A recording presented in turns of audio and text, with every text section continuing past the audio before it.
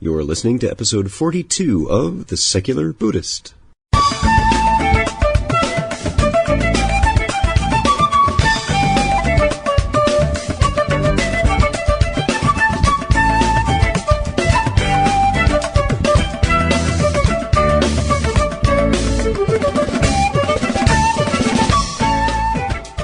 Welcome to The Secular Buddhist. I'm Ted Meissner. The Secular Buddhist is the podcast and website for modern, secular application of early Buddhist thought. The podcast has interviews and roundtable discussions pertaining to engaged Buddhist training and practice, and the companion website has show notes for each episode, along with resource materials on Buddhism, critical thinking, science, secularism, and skeptical thought. Though the podcast focuses on core practice from a secular viewpoint, more traditional teachings are welcome and openly discussed. Stanford Forrester speaks with us today about Buddhism and Haiku.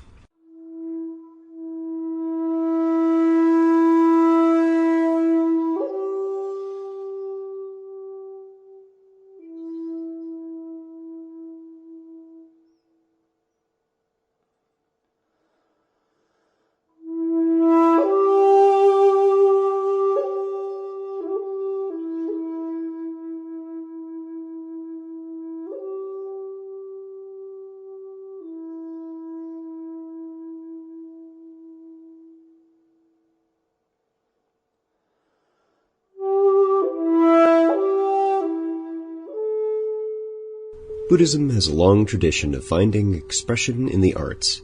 Perhaps one of the most in alignment with our practice of present-moment awareness is that of poetry, specifically haiku.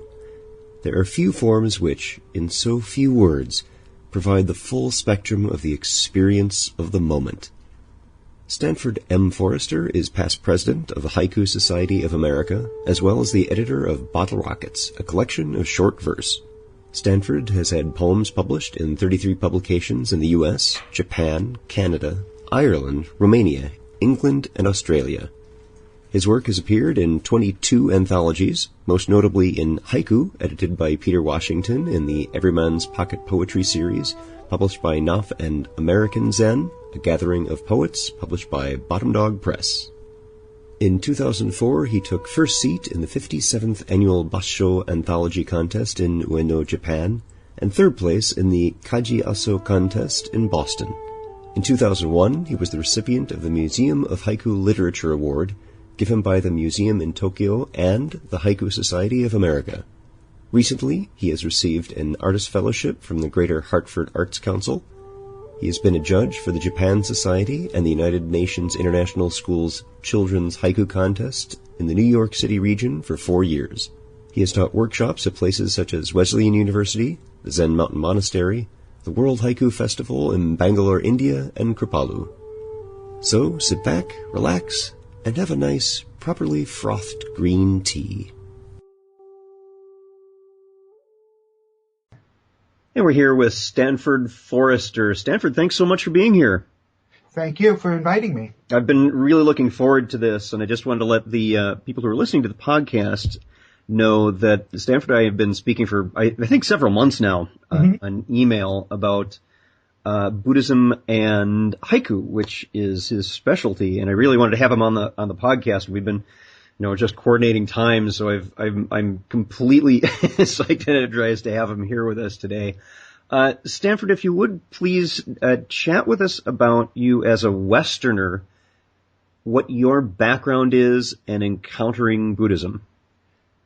It was very interesting. One thing that really attracted me to the Secular Buddhist website and the podcasts were that I started hearing stories about people getting interested in Buddhism very similar to my own. And I was like, my God, this is wonderful.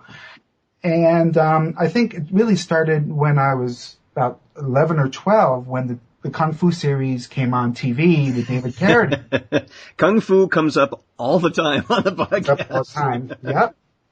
And, what really fascinated me, of course, was the martial arts. But what fascinated me more was the Buddhism and the Taoism, even though that's probably kind of very popular style of Buddhism and Taoism, But a lot of it made sense to me. Most of it made sense to me. And I had found, like, I was raised in, a atheist Jewish household where my parents were professed atheists.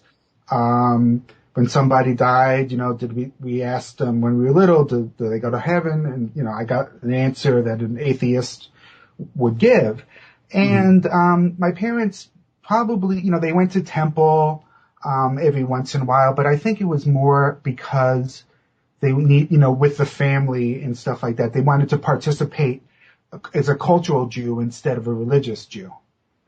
And, when I went to temple, I never felt comfortable in temple. I never really felt, that the stuff really reached to me, the philosophy of, what was being taught. And I had a housekeeper who was a Jehovah's Witness. And it was very funny because one day we were talking about religion, and I don't even know how this came up. I was about 11 or 12, and, I said to her, I don't believe this and I don't believe that, but I might believe this. And she says to me in a very, I guess, fundamentalist way, you either believe all of it or you believe none of it. Thank you so much for making this easy for me. So, that really, talk about speech, the idea of speech, how it could affect a person throughout their entire life. And, obviously that's not my philosophy, but what it really did make me look more at Judaism and realize this isn't for me. And, I started taking judo after watching the Kung Fu series, and I started reading a lot of, Japanese philosophy and of course poetry and about Buddhism. And, I did judo for a few years. And then later on in life, I actually got a second degree black belt in Kempo karate.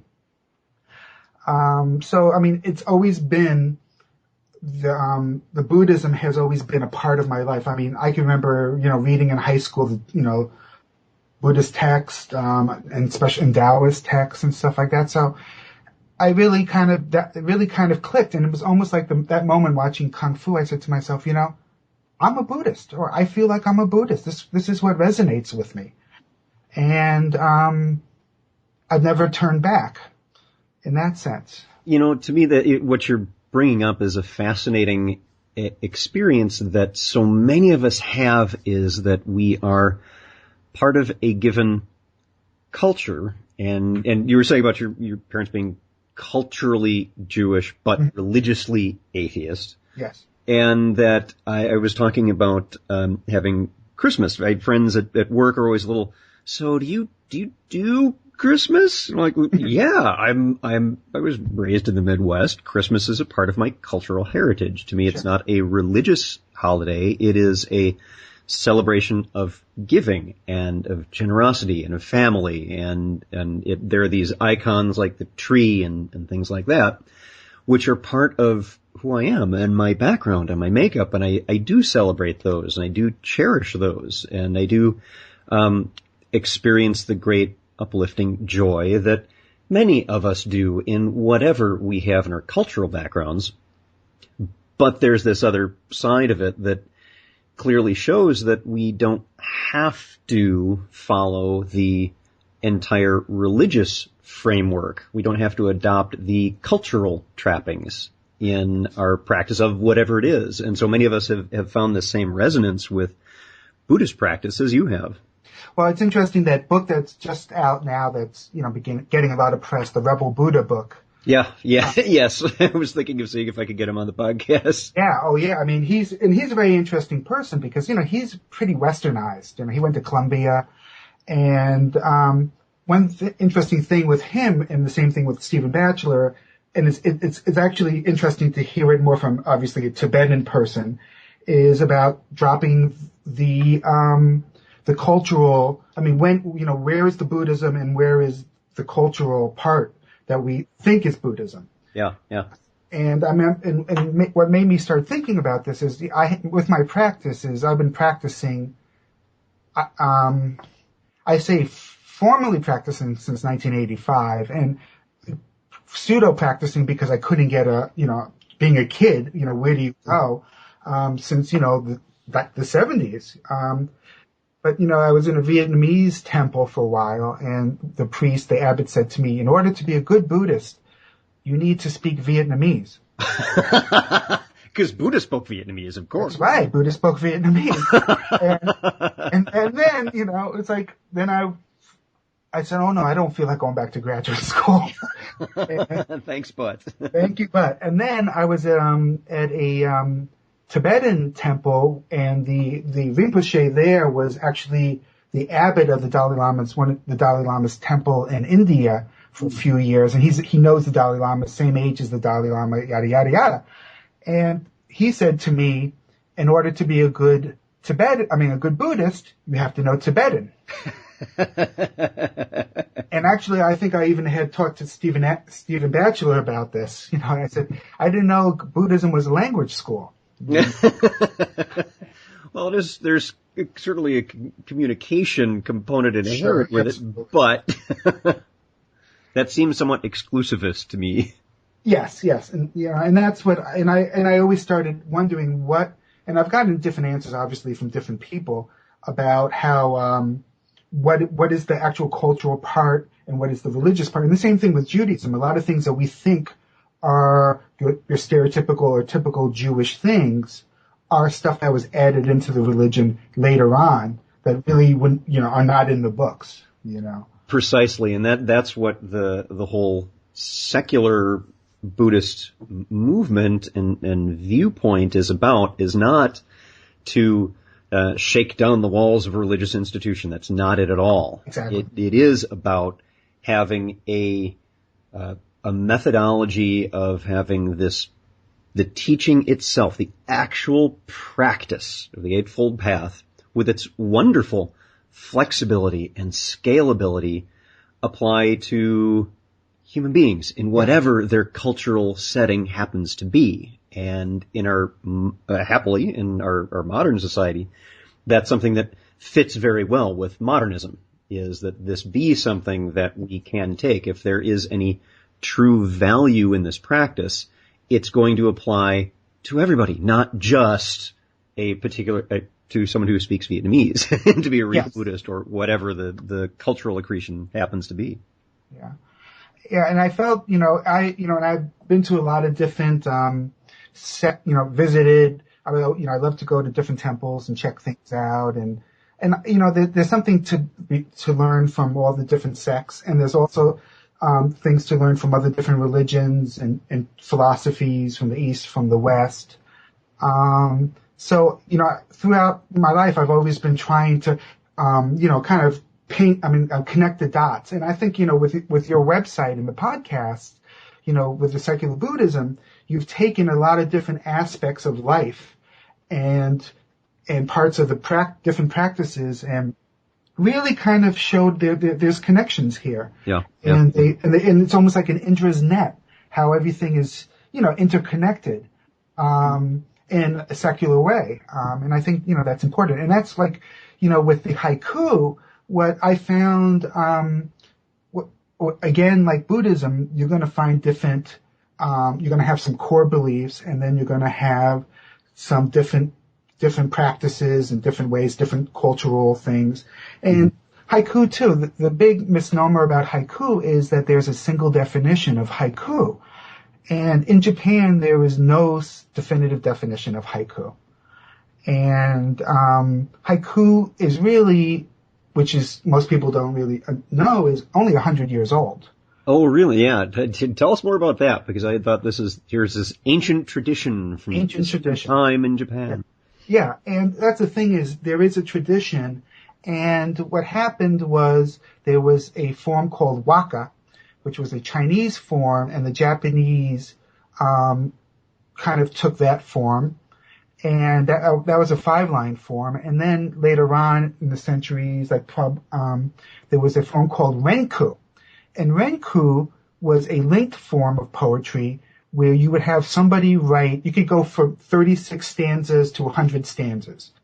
And basically what would happen is a visiting poet from the town would come and he would get together with a group of people. There would be somebody hosting the party, which was usually somebody wealthy that could afford to host the party. And he would like to, he hosted the party so he could show people, look, I'm a cultured person and I support the arts, hence the party being at his house. Yeah, yeah. So then the poet, the famous poet, would write the first link of the poem. And the first link of the poem had to be of the season and connect, kind of like talk about the place, like anchor into the place we are now. For example, let's say if your family crest had a crane in it, me being the poet would kind of want to pay homage to you, and I would put in the first link of the poem a crane, some mention of a crane. And this would be my way of honoring the host. And then it would be 575. The next link of the poem would be in 2 lines of 7/7. Then the next person would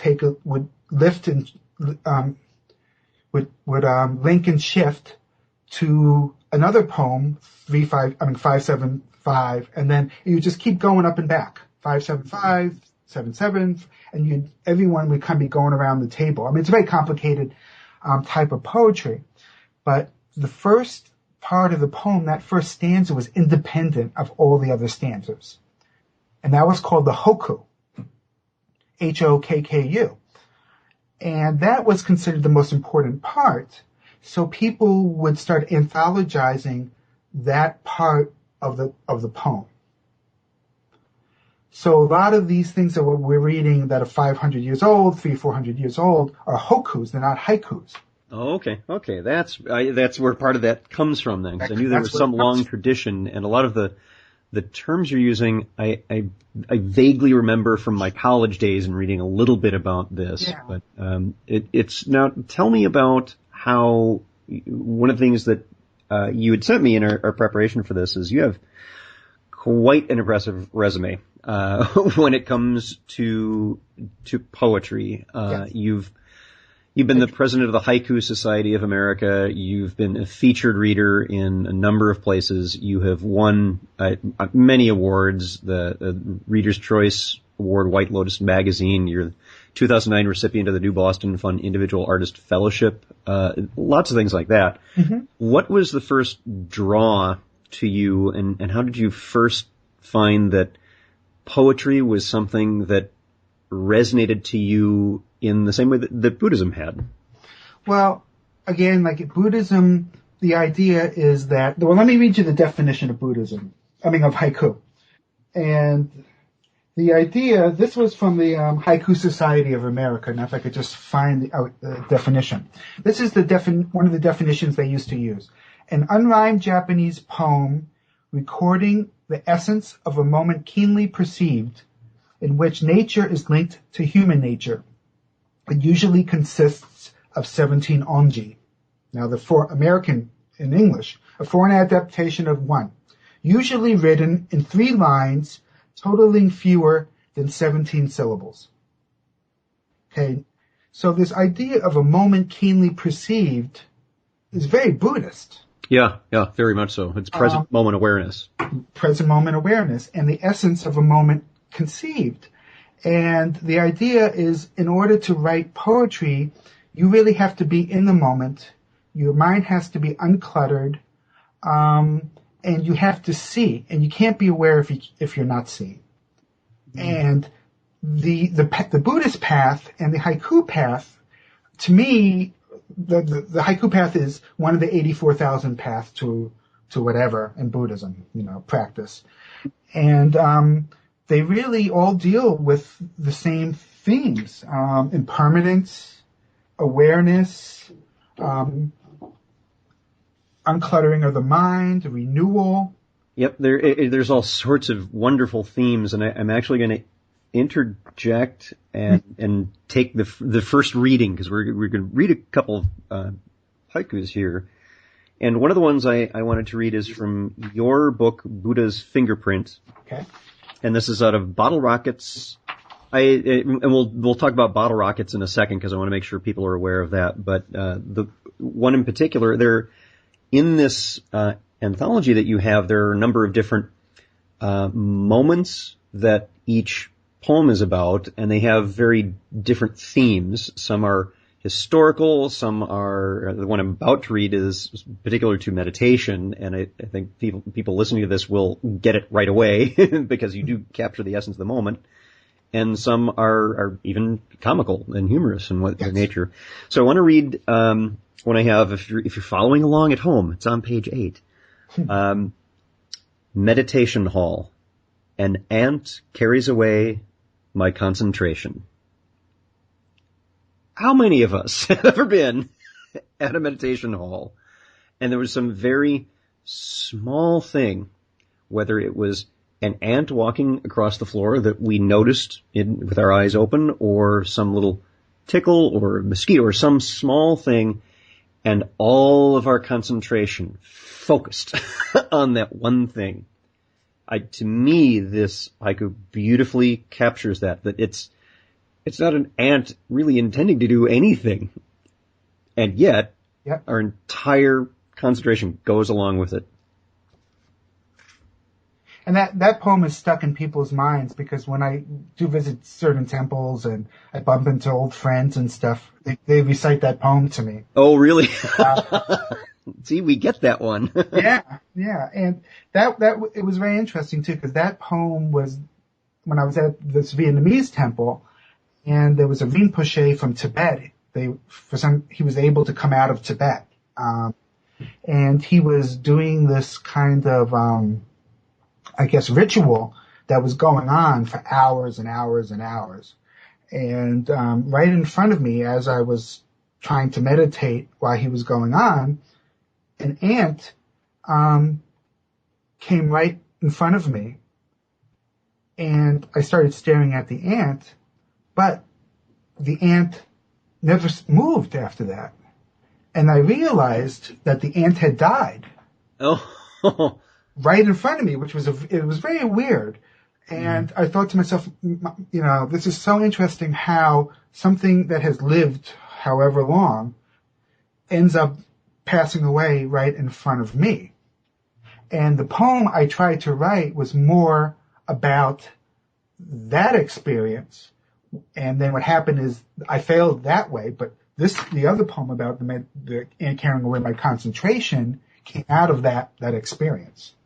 And each one of these has, it's not merely the moment itself. There's also, as you're describing here, there can be an entire backstory on how this poem came to be. And what this reminds me of, an association I'm making, and speaking of Buddhism, is I have a wonderful, big, beautiful hardcover copy of the Dhammapada that Bhante Siwali at the local Sri Lankan Buddhist temple gave to me as a gift a couple of years ago, and it has not just the Pali, the story, not just the sutta in the Dhammapada, just the little verses they have there, but it also has a backstory and illustrations from I think the commentaries.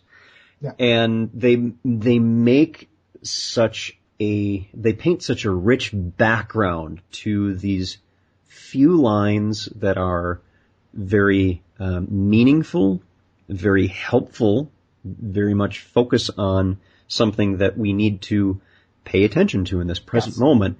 But that rich tapestry brings so much more energy to it. And to me, that's one of the things that we often question as secular folks. We sometimes have trouble conveying to others who have a religious background what inspires us. Well, everything, all the same stuff that inspires religious people inspires us. Yeah. We're still human beings. We feel inspiration, but I think we need to do a better job of sharing that kind of inspiration, and what you're doing with poetry does exactly that. Exactly. I mean, what is the job of the poet? The job of the poet is insight, and to share that insight. And the thing about haiku is, real haiku is that it's about the ordinary moments. It's about walking and seeing a little flower in the crack of the sidewalk, or an ant crawling up a peony, seeing the silhouette of the ant silhouette. Seeing the silhouette in a white peony flower. Things that when our minds are not cluttered or overstimulated, we are able to see. But when you get overstimulated in society, in our daily lives or whatever, the natural reaction is you become numb. And when you become numb, you lose the feeling, you lose your senses. So the practice of haiku, very much like in Buddhism, is to stop, let the numbness subside, clear the mind as much as you can, and then you'll start being able to appreciate it's the really small things in life, the small things on the earth that we miss every day that's right in front of us. Yeah, because we're not presently in the moment, and just having that focus helps so much in changing our entire perspective and outlook on life itself. There's a famous monk, Ryokan. Yes. Oh, yes. He's one of my. I do have a few books on Ryokan. Him, I know. Yeah, he was incredible. And the thing with Ryokan was he didn't like people very much, and his two things that he liked to do was dance and play with children. Children. Yeah. Yeah. Both of these things again are in the moment. They're not in the past. They're not in the future. They're right in the moment.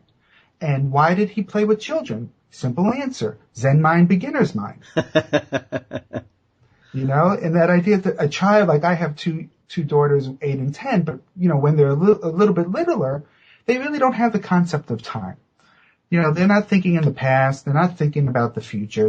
They're usually in the moment. And their minds aren't cluttered with worried about paying taxes or supporting the family. They're just very innocent, and they're not desensitized because they've never been overstimulated in that sense. And they see things in a pure way. And I think that's why, like, Ryokan was very much, enjoyed being in the company of children. And if you read a lot of articles on Thoreau was the very same way. He really didn't like adults very much, but he really loved being with children and sharing what he knew with children. Yeah. And Ryokan, as I recall, and I don't memorize things very well at all, so please forgive if I butcher this quote a bit. But as I recall, one of the things he had said was, the poetry I write is not poetry. Yes. And he was making reference to, he doesn't follow a rigid structure of you must have this many syllables and this line, this many in this line, and yeah. And his famous haiku, he wrote haiku in Tanka, which is the classic one. There's a whole Zen story behind that. I don't remember it exactly, but the poem tells it. It goes, the thief left it behind, the moon at the window. Yes, and in fact, if I remember this story correctly, it's that he was in his hut alone one evening. It was a beautiful full moon evening, and a thief came to the hut and was going to rob him. And he said, "Yeah, I'm a monk. I don't really have it. I only have these robes." Gave him the robes, and the thief was like, "Okay," and ran off. Yeah, but really, the thing of value was the moment of this very present moment, and that was in the poem was typified by the moon itself, and that was something that the thief could not steal, is the present moment. Exactly. And the idea in Japanese and Chinese literature, a moon, and we're assuming it's probably the full moon, is that it's like a mirror that it shows yourself. You see yourself in a pure manner. It's like it's that old Buddhist idea of shining the mirror. Yeah, yeah. And you see this in haiku a lot too, the idea of the stillness of the water. It's that old one is like, is the flag moving in the wind or the wind moving in the flag? And the master comes and hits the two novices in the back of the head and said, no, it's your minds that are moving. Mm-hmm. Well, and you have another poem, and again, same book, Buddhist Fingerprints. If you're following along at home, it's on page 28. Right on with what you're talking about, images and mirrors, is Blossom Tea. The geisha drinks her reflection.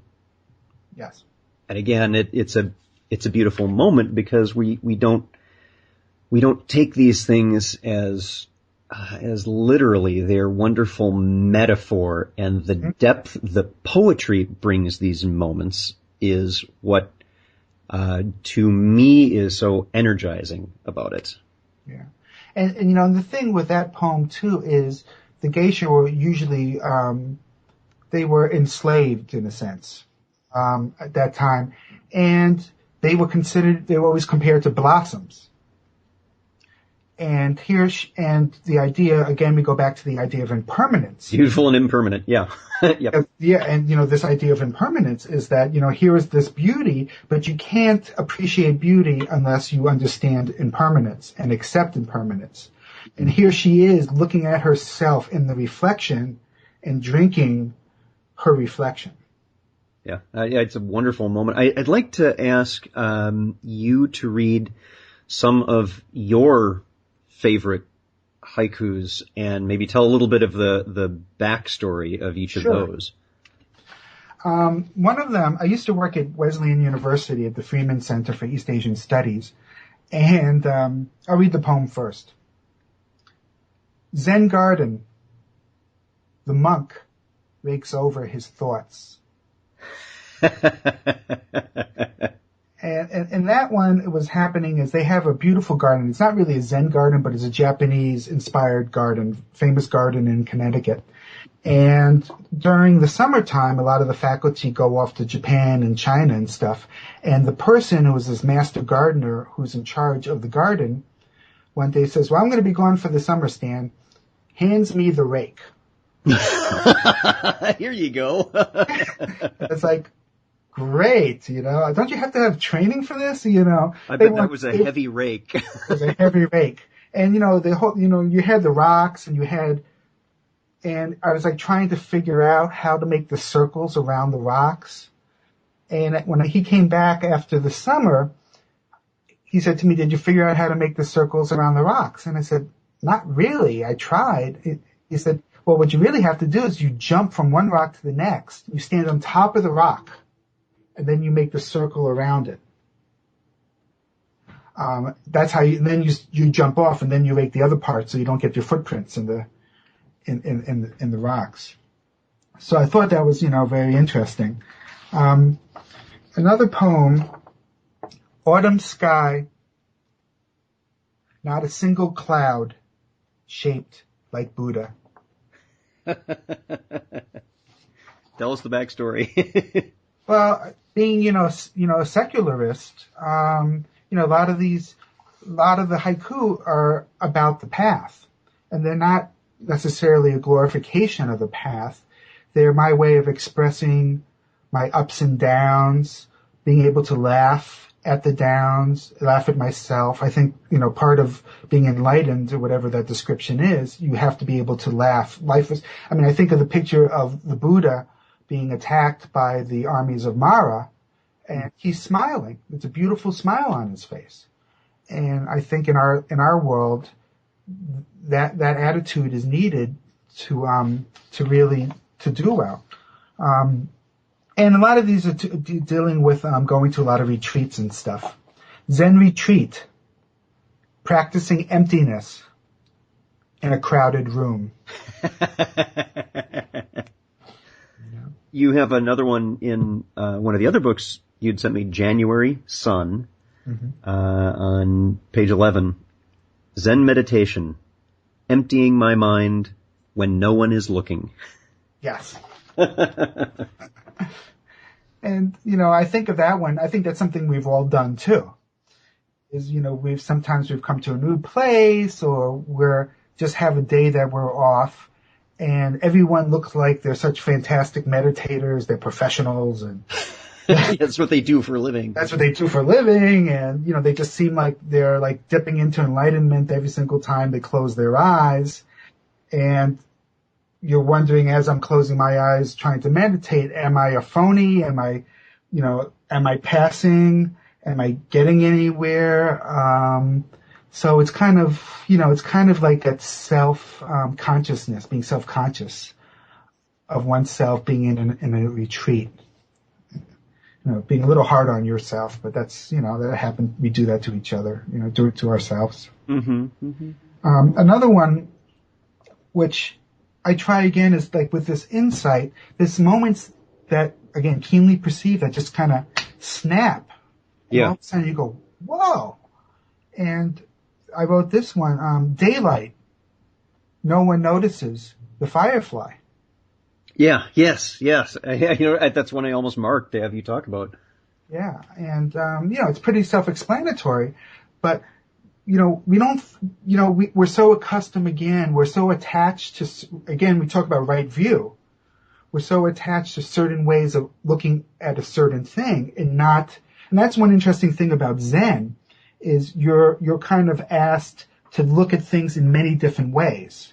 And my definition, or a definition that I very much like of haiku is you are, it's a way of looking at things, a set of aesthetic principles and a very special way of seeing the world. That's the real definition of haiku. Lee Gerger wrote that. And so, when you're looking at things, and Zen is very good for that. And what I also like to do is I like to take the way they question and I turn it around and use those questions back to them. Yeah. And also back to myself. And that's how I got this, getting away from the attachments of certain ideas. Another one is more of a serious poem. Temple ruins. Pieces of a Buddha still praying. And that was another one that I'd almost marked. I was rereading some of these last night in preparation for our talk, and you'd sent these to me some time ago. It was a couple months ago now, and you had given me the very sage advice and admonishment to not just read through them like reading a comic book, but to just do one at a time. Give it a day, and that helped. In the same way that we try to take what we get positively in our meditation on the cushion, we try to take that with us off the cushion throughout the day, that feeling of present moment.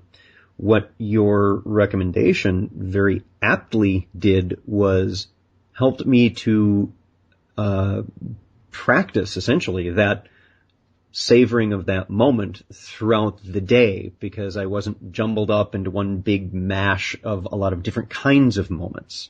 Yeah. Well, and the beauty of haiku too is that it's a practice, as you'll hear many masters say. It's not like you turn on your practice and you turn off your practice. It should be a 24-hour thing. Mm-hmm. And I don't know if it has to be intense, but, you be aware. And so, the haiku is great because what I do is, I'm going through the day looking with this, I think, right view type of thing and, really trying to get the most out of my day by finding, I call harvesting haiku, but it makes me look at everything that's around me. And, so like, I taught a workshop at Kripalu just recently, and we did walking meditation workshop. And I took the some ideas from Thoreau, the transcendental, some ideas that he had about walking, and of course he has that beautiful essay, that short book on walking. And in Japan there is a formal practice of walking on haiku walks. Groups go together and they basically try to write haiku. But my idea was a little bit more of coming out of this more spiritually than necessarily coming out of it of I have to have a poem. And I asked the attendees of this workshop that I did is we're going to go out and we're going to take a walk. Please no one speak to each other. You just have silence. I want you to kind of feel yourself within your surroundings, and just kind of quiet down the mind and just walk with a pen and paper. And it doesn't matter if you come out with something or not. You could jot down a few ideas and maybe it'll arise later. And it's such a great way, to write haiku. And, the same thing, like if you're a 9 to 5 person, you go out on your lunch break, Mm-hmm. You go with a pen and paper and, you take a walk somewhere that maybe you normally didn't walk. And you come with this kind of a haiku mind and you're looking around and you'll discover things that you might not have discovered. And you've walked the same route every day for the last, 5 years or something. And not even just the objects themselves. There are two poems I want to quickly read that are touching on what we're talking about right this moment. Another book you had kindly sent me is Seed Packets, an anthology of flower haiku. And you're the editor of this. And one of the haikus, in talking about having these moonlit walks and these haiku walks, this poem is by Tomislav Miretic, I think is how you pronounce it. Probably not, but that's my guess. Cherry blossoms. Our moonlit walk becomes longer. Yeah. And to me, that is touching on exactly what you're focusing on now, is that it isn't simply the objects that one sees, or even the feelings, is that this can in itself expand the moment. Yes. And the other that I wanted to read is by Stephen Addis. Uh-huh. And this is one where, with a couple of short lines, there is an entire backstory that many of us have experienced ourselves and should make sense to people. Carried to the hospital, the lilies grow heavier. Yep. And it's not the lilies. They're not actually getting heavier. It's that you have an anticipation that affects the moment. Yes. And again, that's something that comes clear in poetry. So help me understand. People who are interested in poetry, hopefully inspired by hearing some of these, because this is reminding me to take a look at my old Realcom books, because I haven't done that in a few years.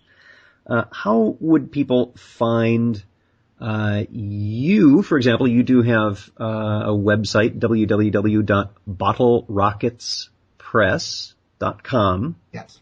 And you go there and find some resources. But how would people get involved in local groups if they want to find out more, if there are other people in their area doing poetry? What do they do? Which is interesting, because I was doing haiku for a long time, and I didn't realize that there was the Haiku Society of America. And I don't know the website address, but if you just type in Haiku Society of America, Google that, and it'll pop up instantly. And that's a really great way to start out. You could join that. It's fairly inexpensive, and you get 2 or 3 journals a year plus 2 or 3 newsletters, and it has the regional listings of all the people. And it's very funny, because like when I first started getting active, I found out when I was looking at this listing of people that I had a woman that was 2 P.O. box doors down mine.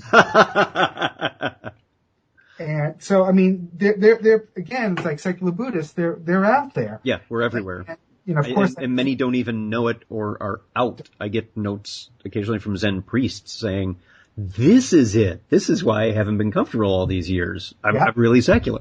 I did find I cheated and I looked up the web address for folks who are listening to the podcast from iTunes who don't check out the webpage for this, although I recommend you do, because there's a lot of neat stuff on the web pages I set up for these. Haiku Society of America, their web address is www.hsa-haiku.org. And it's a really nice site. They're a nonprofit. They've been there since 1968. Yeah. Well, they haven't had a website since 1968. No. But they've been a nonprofit since 1968. So do check that out. Absolutely. And there are also society meetings, and it wouldn't surprise me if people did meetup searches and found people in their areas that they can maybe chat with.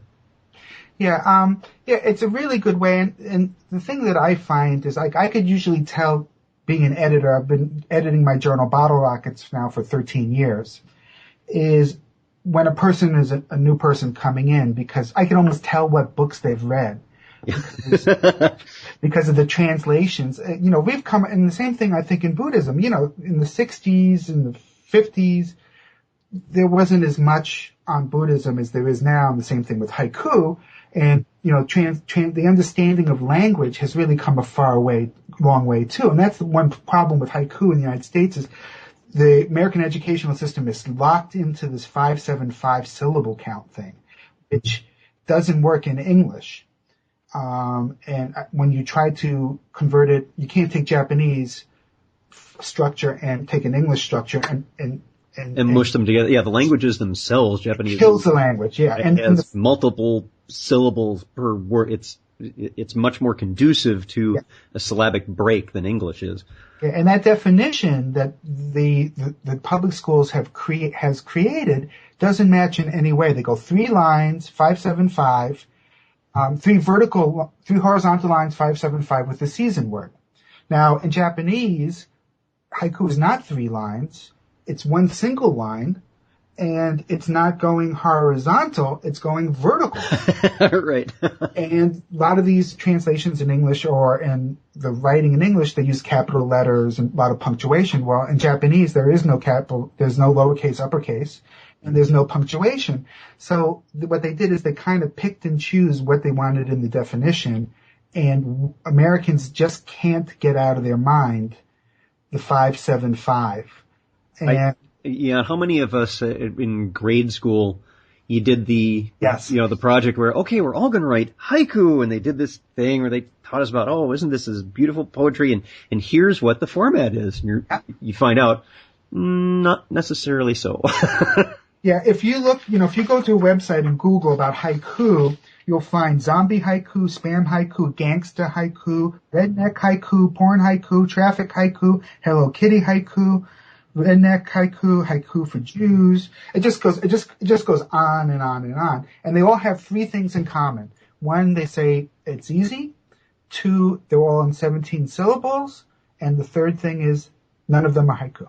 Well, tell us a little bit about before we started recording, you had told me about a neurologist friend of yours and what they tell us about that, because that was a really good story. Yeah, I think it's interesting because this methodology of studying something, because again, I see a lot of parallels between Buddhism and haiku, where there is a certain popular understanding compared to an understanding that as you getting more involved, you start to see. And a lot of times there are maybe some aspects of the popular understanding that are true, but a lot of times when you start getting into it, you start seeing a lot of them are not. Yeah. And so, you have different definitions of Buddhism, secular Buddhism, different types of agnostic Buddhism, pragmatic, skeptical, and totally traditional, Pure Land, Tibetan, Vietnamese. So all those, how do you think about the definition? And what this neuroscientist, who's a haiku poet and an editor, what she did was she had 20 questions on the definition of haiku and asked each editor, 20 editors, rate from 1 to 10 the importance of these aspects of haiku. One of them was syllable count. One was the idea of having a season word. The other is having a cutting word, which is you need a break between the part of a poem. And there was 10 basic criteria. And what she did is a chart that was very ingenious, and it looks basically like a target, like for bullseye, like you're shooting archery. And basically what she said is the center point of the target would be the most traditional definition of haiku. 575, but again, we're talking Japanese 575. We're not talking English 575. Has to have the season word, has to have this, and that. But then you have people that have their definitions that are slightly different. And so as you start moving away from the traditional, it's almost like your arrow is moving away from the bullseye, from the center, moving out towards the edges. And so you could have a haiku as long as it hits the target, that arrow hits the target, that definition still could be considered a haiku. Because people say, well, when is it not a haiku? When is someone calling when it misses the target?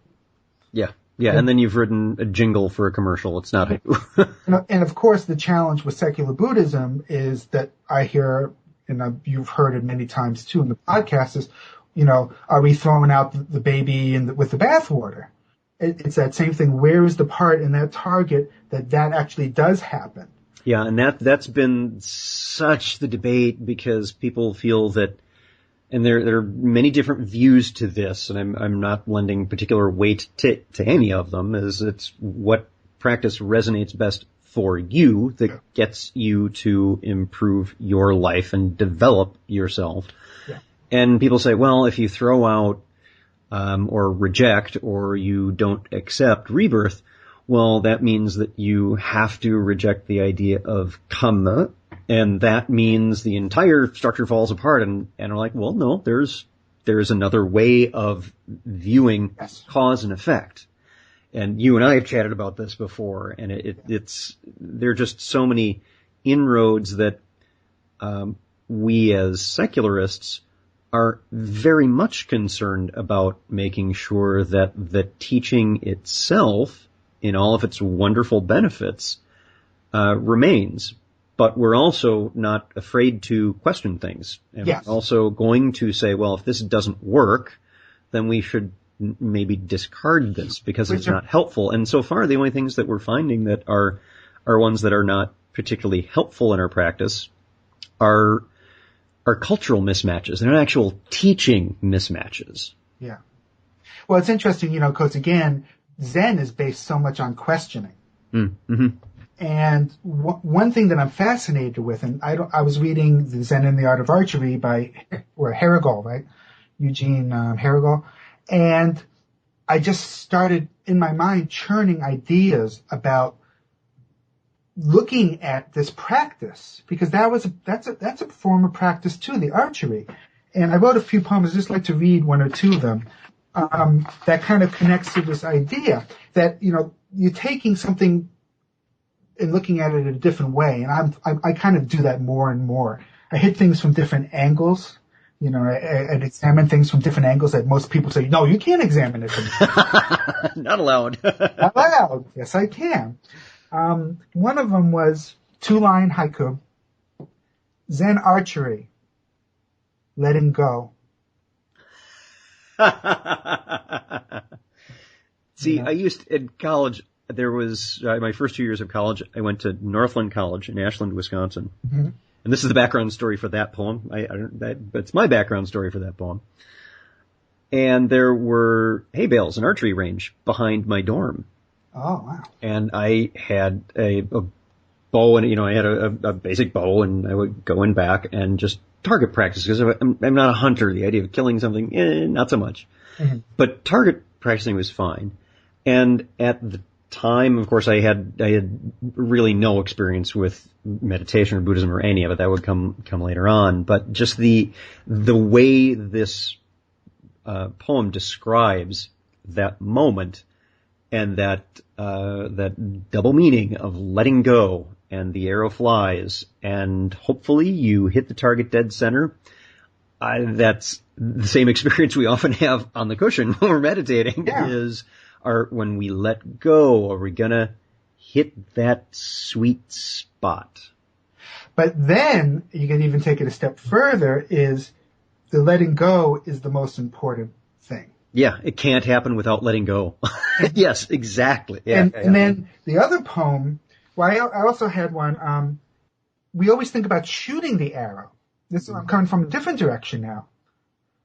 Pulling out the arrow to Zen archery. Tell me more about that one, because I'm only tying to the physical act. Well, that's the problem. You go to the mental act or the metaphorical act. Is I think of that. We're always so thinking about shooting that arrow, but there's also the action again, the ordinary mind, the ordinary aspects of. In the end, you have to pull the arrow out. It's not just always like, it's not always making that fancy dinner. You got to wash the dishes after. And I also think of that wonderful story that, Stephen Batchelor used in one of in the Pali Canon of when somebody asked the Buddha if he is a god, or if when he dies, what will happen in the universe. And he tells the story about a hunter being shot with the arrow, the poison arrow. And, it's like, what do you do? Do you leave the arrow in and say, I'm not pulling the arrow out until I find out who shot it? Is it a poison arrow? What type of wood? Where did it come from? No, you pull the arrow out. So if you believe in God or you don't believe in God, it doesn't matter. The practice still is pulling the arrow out. And I also think of that arrow as the attachment, our attachment to things. Yeah, the practice itself remains the same. And I've been thinking a great deal lately about how we get to what is the most important, what is the practice itself, and what is that particular essence, that particular characteristic. And to me, the closest that I've been able to come to that is whatever we can put into practice, whatever it is that is helpful to us in that, that's what we should do. Yeah. And for many folks, it's having a devotional kind of practice, and that's fine. And to others, it's not, and that's fine. What is the actual practice will be independent of that view that we're attaching to it. And as somebody had said, there's 84,000 ways to practice. We need spiritual people, religious or not religious, anyway, because we have the army, we have war. We need a counterbalance of a person that lives a life of peace. And the poet has a job in society of doing that, insight, and so, we need to have more of that. And if you want to live a spiritual life, these are some of the ways. There's other ways to do it too. But we could all be living spiritual lives, again, without the religion, by doing, nature, the transcendentalists. Why was nature spiritual? Because there was life and death, birth, nature. So if we remember those type of things, that's the added element that we need, so we don't end up becoming too dark. Like, I love the existentialists. Yeah, awesome reading. half my library is existentialism. But, this is what Batchelor was saying too in your podcast, was giving us more, you could be spiritual without being, theistic. Stanford, is there anything else you'd like to cover today? I think, I'd just like to say that, with the haiku, that again in the Buddhism, it's a great way to integrate the philosophy. Zen is not haiku, and haiku is not Zen. And the same thing, Buddhism is not haiku, and haiku is not Buddhism. But they do again share a lot of the same DNA, and they really complement each other, and it's a great way to practice. So I guess, and I encourage people to explore the Haiku Society of America, buy some really good haiku books, and just get a feel for it, and then go outside or even inside and start writing. Take a look. The website for Stanford Forrester is www.bottlerocketspress.com. Stanford, thank you so much for being here. It's my pleasure. Absolutely.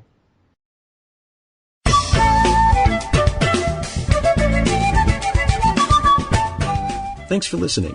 If you'd like to learn more about something you've heard in today's podcast, please come visit the companion website at www.thesecularbuddhist.com, and you'll find an entire web page devoted to this and every episode. There are also links to discussions about today's topic on the Secular Buddhist Facebook fan page. The music for the Secular Buddhist is used by permission from John Kaizan Neptune's CD, Steps in Time. Additional music is provided courtesy of Monty Levinson of Taihei Shakuhachi and Rodrigo Rodriguez. Their websites are linked on the Secular Buddhist on the About Music page. Until next time, remember, every moment you have a choice. Make it the best you can. See you next time on The Secular Buddhist.